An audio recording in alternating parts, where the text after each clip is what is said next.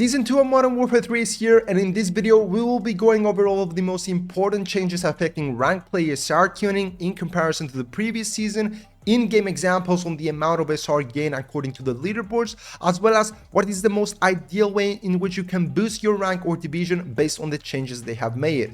I have also added timestamps so you can freely skip to whatever part of the video you like. If you're also interested to find more about how the SR system works, click the link in the description below, but overall this video covers everything you need to know about Season 2 rank play. Without further delay, let's go. Starting off with what has actually changed. With the introduction of Season 2, the amount of SR earned after wins early on in the player's rank play journey have been increased even more in order to help players reach their intended skill division or hidden performance range rank faster. We already knew from Modern Warfare 2 and from the beginning of the Modern Warfare 3 season that for each player there's a hidden rank or skill level which is determined based on their individual performance against other players and how good they actually are in this game. We also knew that there's a multiplier effect, especially in lower divisions such as bronze, which helps players earn close to their maximum SR available so that they can rank up quickly. With Season 2, however, the maximum SR available has been increased even more, allowing the high skill players to rank up faster and reach their intended skill division. Now, the reason why this change took place was to encourage more players to play the game after resets took place, because if you are a gold or a platinum, by the time you reach Diamond, most high skill players who were Crimsons and Iridescents in Season 1 will now be way up the ladder due to this new system, and as a result, this makes the game more competitive and fun for every division.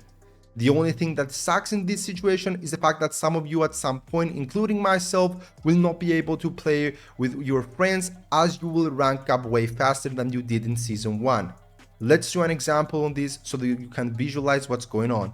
Imagine you ended up Season 1 with Iridescent as your actual and intended skill division. With the introduction of Season 2, you will obviously reset 6 tiers, meaning your actual rank will be Diamond 1, and as a result, the maximum difference between your intended skill division and your current one would be 4,600 SR, which is a lot, leading to more SR earned per game. However, I'm pretty sure that some of you will be wondering that although your intended skill division is much greater than your actual, why are you getting less SR? For example, as an Iridescent player or a Crimson player last season, I should be getting at least 200 SR in Diamond, right?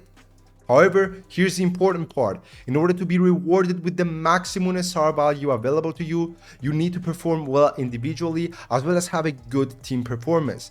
Keep in mind, if you fail to do this consistently, then your intended skill division or HPR will start dropping, making it difficult to increase it in the future. You can think of it as a KD ratio, where the more games you play, the harder it is for it to increase. So here are in-game examples from my account so that you can visualize exactly what I said moments ago.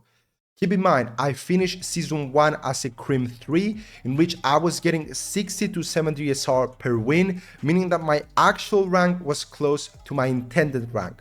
Season 2 comes in, I restart from Diamond 1, and now I'm currently in Diamond 2. First game for this example, I ended a control match first in the leaderboards with a good amount of kills and score in comparison to some of my teammates, but the match ended 3-2, which suggests that team performance wasn't good enough, and as a result, I earned 156 SR out of the 200, which is an estimate of the maximum possible SR I can earn. However, in the next game of Control, we won 3-0, again top of the leaderboard, good team performance, therefore I have earned 189 SR out of an estimate 200.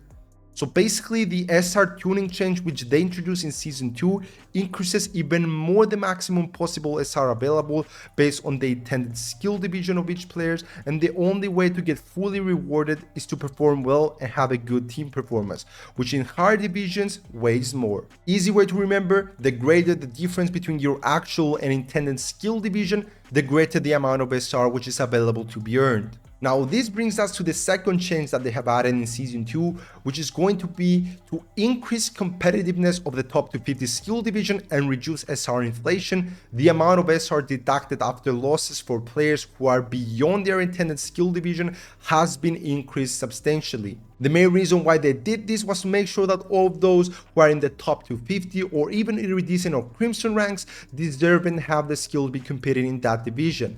A lot of people were queuing up with hackers to get boosted, others were just playing 24/7 to get into a higher rank, even though their intended skill division was way below that. And with this new update, players who don't have a lot of time to play but have exceptionally good skill can still make it to a higher division before the season ends. Previously, the maximum amount of SR that a player could lose was primarily based on the team performance. However, now, the same amount of SR can be lost if you are well over your intended skill division. The way you can understand and figure out your intended skill division is based on the maximum points you earn when playing good and as a team and individually. For example, if a player's intended skill division or HPR is Platinum and he's currently a Crimson player, then this means he will be receiving obviously much less SR when winning, approximately 17 to 20, and minus 30 SR when losing. So you can clearly understand that this system makes it almost impossible for low skill players to go to higher division. The same pressure also applies on any top 250 player whose actual rank is much greater than his intended one. However, there are some things you can try to strategically boost your rank as seasons pass by. Number 1, avoid playing all the time with people that carry you or boost you, because what happens is you end up blasting the leaderboard every time, and if you do this consistently, your intended skill division will drop, making it difficult for you to increase it in future seasons.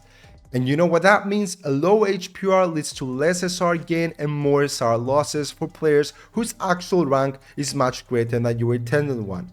Even if you are winning now, you need to know that in future seasons it will be almost impossible to rank up.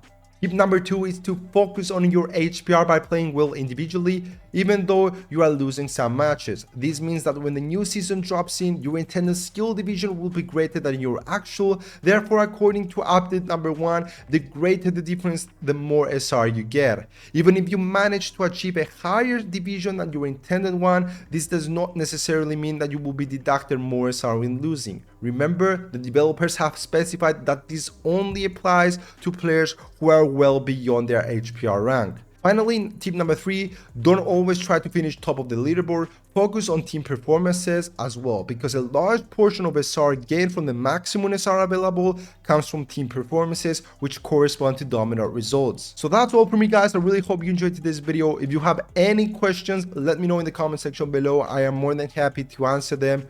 This is Shadowy, and as always, take care.